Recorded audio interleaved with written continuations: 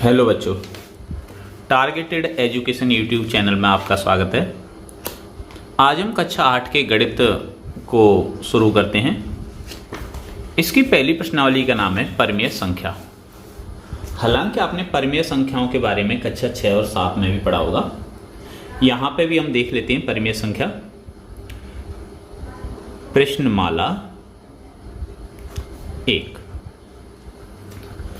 देखिए, सबसे पहले देखते हैं हम परिमेय संख्या किसे कहते हैं। परिमेय संख्या, परिमेय संख्या क्या होती है? परिमेय संख्या होती है ऐसी संख्याएं जिन्हें P बटे Q के रूप में लिखा जा सके, परिमेय संख्या कहलाती हैं। ऐसी संख्या जिन्हें P बटे Q के रूप में लिखा जा सके। देखिए, P बटे Q के रूप में तो लिखा जा सके, लेकिन यहां पे Q का मान 0 नहीं होना चाहिए। अगर Q का मान 0 हो गया तो इसका मतलब है, जैसे P का मान हमने कोई भी संख्या ले ली, जैसे P बराबर ले लिया 5 और Q का मान ले लिया 0, तो इसका मतलब आ जाएगा अनंत।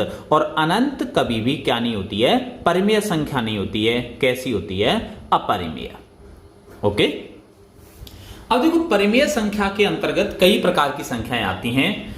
जैसे अगर आपने देखा होगा, जैसे अगर आपसे कोई पूछ ले ये 6 परिमेय संख्या है या नहीं है, 8 है या नहीं है, 11 है या नहीं है, या फिर 17 है या नहीं है, आप कहेंगे सर इसको तो P बटे Q के रूप में लिखा ही नहीं जा सकता। तो लिख सकते हैं। क्या इसको ऐसे लिख सकते हैं 6 बटे 1? क्या इसको ऐसे लिख सकते हैं 8 बटे 1, 11 बटे 1, 17 बटे 1? देखो, P बटे Q भी हो गया और Q का मान क्या भी नहीं हुआ? 0 भी नहीं हुआ। इसकी दूसरी शर्त यह है, परिमेय संख्याओं का अगर हम महत्तम समवर्ती निकालें, जैसे ये एक परिमेय संख्या है, जैसे हमने लिख लिया 7 बटे 11 एक परिमेय संख्या है, इसका अगर HCF निकालें तो इसकी ये शर्त है कि HCF हमेशा क्या होता है? 1 होता है। HCF हमेशा क्या होता है? 1। ठीक है। अब देखिए, इसके अंतर्गत कई प्रकार की और संख्याएं आती हैं। जैसे सबसे पहले आपने पढ़ा होगा, कई कक्षाओं में पढ़ते आए होंगे, प्राकृत संख्या। कौन सी संख्या? प्राकृत संख्या, नेचुरल नंबर। प्राकृत संख्या क्या होता है? प्राकृत संख्या ऐसी संख्याएं होती हैं जो 1 से शुरू होती हैं। 1, 2, 3, 4, 10,000, 5,000, कुछ भी लिखते हैं। एनीवे, अनंत को इसमें शामिल नहीं करेंगे। अगर अनंत शामिल हो गया तो इसका मतलब है अनंत तो कैसी होती है? अपरिमेय संख्या होती है। पहला नंबर हो गया प्राकृत संख्या, 1, 2, 3, आगे कोई भी संख्या ले लें। दूसरे नंबर पे आ जाती है पूर्ण संख्या। कौन सी संख्या? पूर्ण संख्या। पूर्ण संख्या क्या होती है?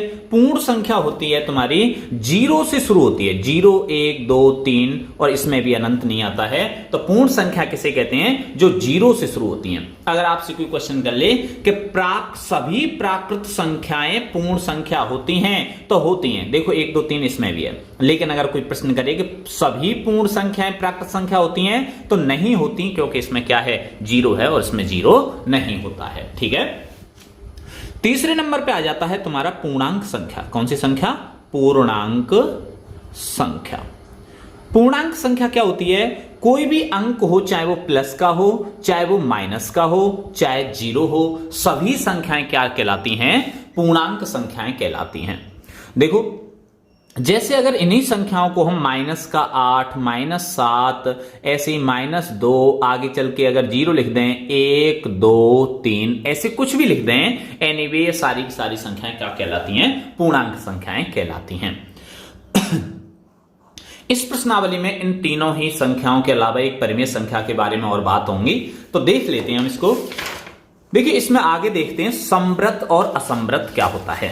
समृत शब्द के बारे में पढ़ेंगे। ये समृत क्या होता है? तो देखिए, समृत के बारे में समझेंगे। समृत, और दूसरा शब्द है असमृत। असमृत, ठीक है। देखिए, समृत और असमृत होता है। हम सबसे पहले प्राकृत संख्याओं को हल करके देखते हैं। प्राकृत संख्या, प्राकृत संख्या। ये 4 प्रकार के चिन्हों में चलता है। सबसे पहले देख लेते हैं प्राकृत संख्या जोड़ में। किसमें? जोड़ में। अगर किसी भी प्राकृत संख्या, जैसे इनमें से कोई सी भी प्राकृत संख्या उठा लो, जैसे हमने उठा ली 25, और इसमें जोड़ कर दें किसी भी प्राकृत संख्या का ही, जैसे इसमें जोड़ दिया कितना 3, तो ये आ गया तुम्हारा 28। देखो प्राकृत संख्या में प्राकृत संख्या ही जोड़ी और हमें प्राकृत ही मिल गई, तो इसका मतलब है प्राकृत संख्याओं में जोड़ में कैसी होती हैं? समृत होती हैं। प्राकृत संख्याओं का जोड़ कैसा होता है? समृत। अगर प्राकृत में प्राकृत जोड़ेंगे तो कैसी प्राप्त होगी? प्राकृत ही प्राप्त होगी। अब इसको दूसरे नंबर पर घटाव में देख लेते हैं। किसमें देख लेते हैं? घटाव में। कोई भी संख्या लो, जैसे हमने 25 में से 3 घटाया तो ये आ गया तुम्हारा, 25 में से 3 गए तो कितना आ गया? 22। के सर ये भी, इसका मतलब ये भी समृद्ध होंगे। देखिए हर स्थिति में होना चाहिए। जैसे 25 में से 3 गया तो 22 एक प्राकृत संख्या है, 25 भी प्राकृत है। इसको 3 को घटा रहे हैं इसमें से, तो ये 3 भी प्राकृत है और 22 भी प्राकृत है। लेकिन अगर हम इसको उल्टा कर दें, जैसे 3 में से 25 घटा दें तो ये माइनस का 22 मिल जाएगा।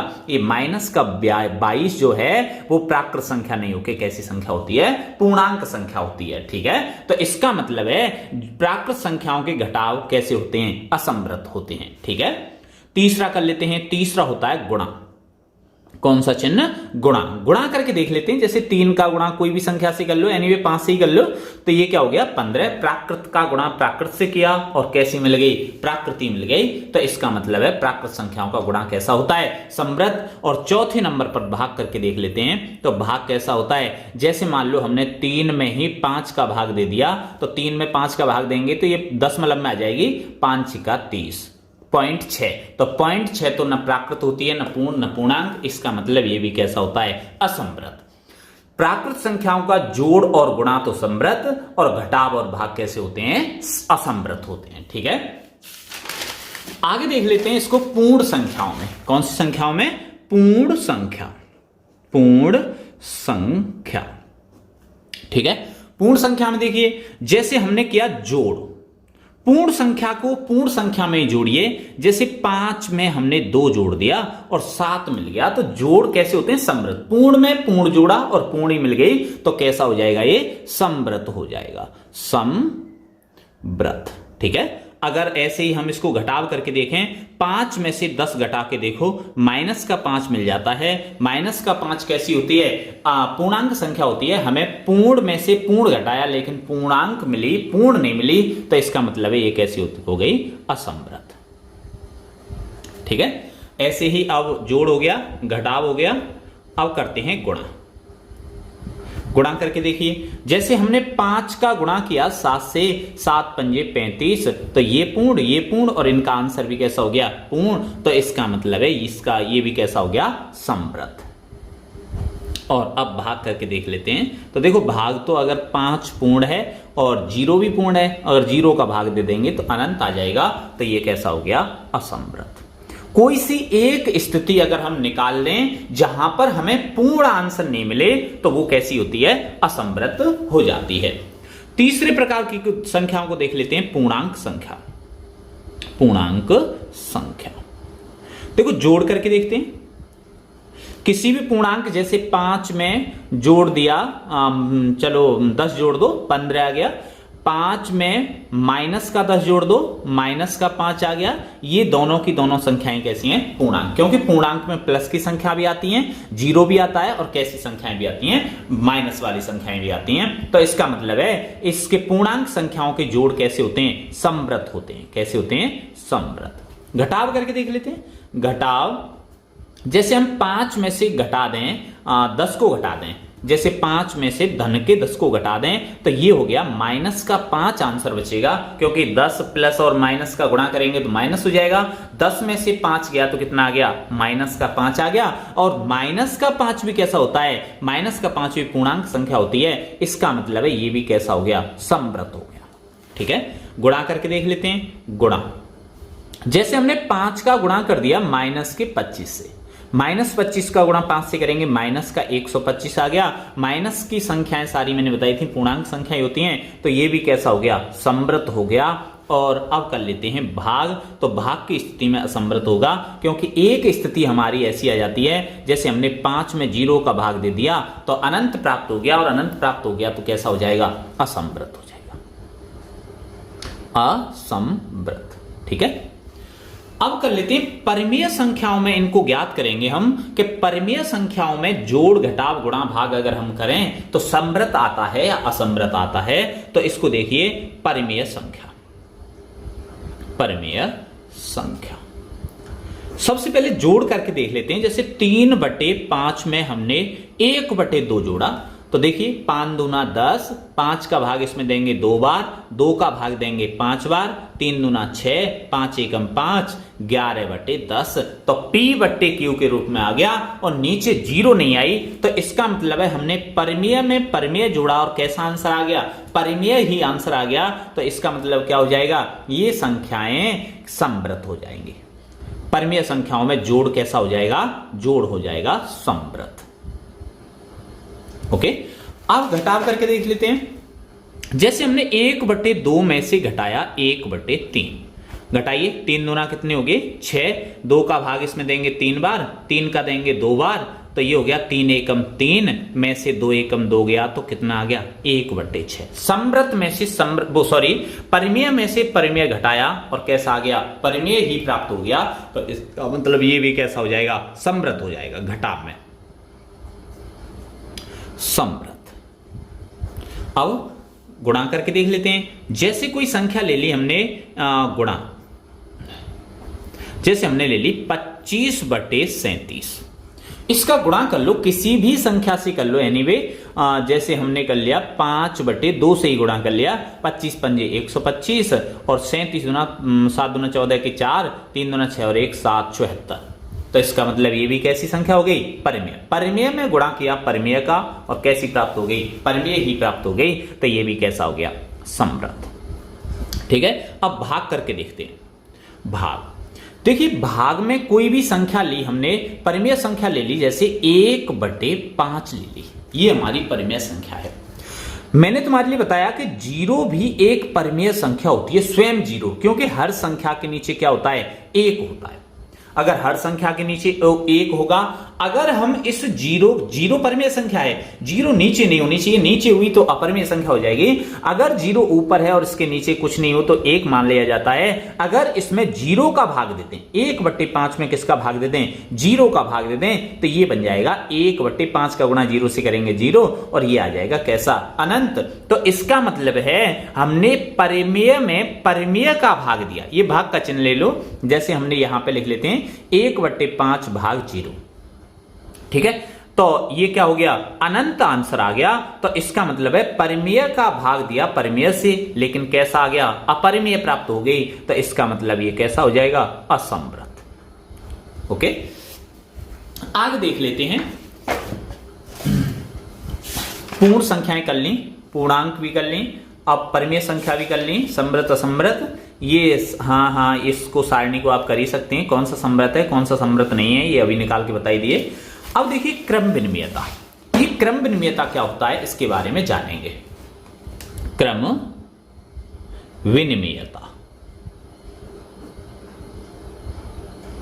देखो जैसा कि आप शब्द से ही समझ पा रहे होंगे कि क्रम विनिमयता क्या है, क्रम को बदलना।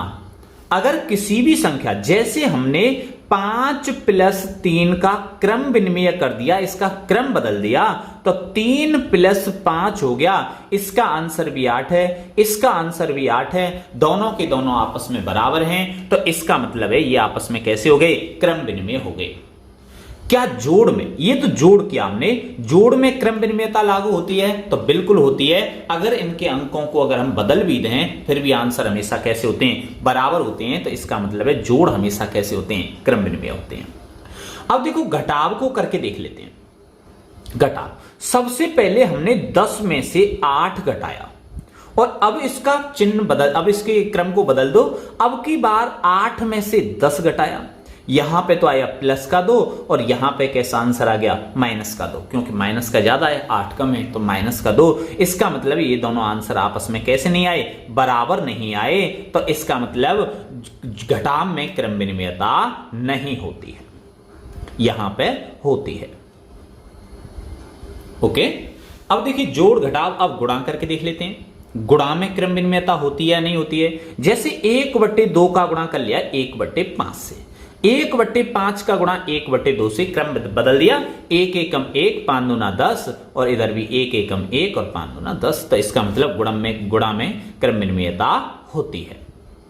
ठीक है, भाग करके देख लेते हैं। भाग, जैसे भाग में तो होती नहीं है, आप वैसे भी समझ सकते हो। जैसे हमने 25 में 5 का भाग दिया और इधर 5 में 25 का भाग दे देते हैं, यहां पे तो चला जाएगा 5 बार, लेकिन यहां पे पॉइंट में कितनी बार जाएगा? 25 दूना 50, एक जीरो बढ़ा लेंगे तो 25 दूना 50। तो ये भी आपस में कैसे नहीं होते हैं? बराबर नहीं होते हैं। तो भाग में क्रम विनिमयता नहीं होती है।